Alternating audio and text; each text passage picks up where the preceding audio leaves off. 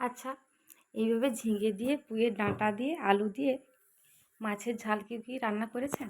যদি না করে থাকেন একবার এই রান্না ট্রাই করে দেখুন। আমাকে জানাবেন কমেন্ট করে, একবার রান্না করেছে কেমন হয়েছে, দারুণ খেতে হয়। ফার্স্টে আমি তেল দিয়ে, সরষের তেল দিয়ে মাছটা ভেজে নিয়েছিলাম। ওই মাছের তেলেই সব সবজিগুলো আমি কেটে ধুয়ে ভালো করে ভেজে নিচ্ছি। তারপরে একটু যখন লাল লাল করে ভাজা হয়ে যাবে, সেই তেলের ওপর মশলা দিয়ে দিয়েছি। সরষে, পেঁয়াজ, রসুন আর জিরে বেটে রেখেছিলাম, সেটা দিয়ে দিয়েছি।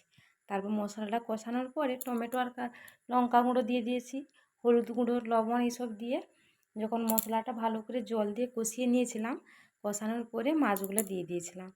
তারপরে মাছগুলো দিয়ে একটু কষিয়ে নিয়েছিলাম, জলটা টেনে গেছে, তাই অল্প অল্প করে একটু জল দিয়ে ভালো করে আবার একটু কষিয়ে নেবেন মাছটা। রঙটা যখন লাল লাল হয়ে যাবে তখনই কিন্তু জলটা দিতে হবে। এভাবে জলটা দিয়ে অল্প অল্প করে জল দেবেন, একেবারেই জলটা দেবেন না। তারপর জলটা দিয়ে গরম জল দিলে ভালো হয়, যদি কেউ গরম না জল দিতে পারেন ঠান্ডা জল দিলেও কোনো অসুবিধা নেই। তারপর জল দিয়ে ভালো করে ঝোলটা একটু কম আঁচে রেখে যখনই ঝোলটা ফুটে আসবে তখনই নামিয়ে নিন। তারপর খেতে কিন্তু দুর্দান্ত হয় আর রঙটা অসাধারণ হয়।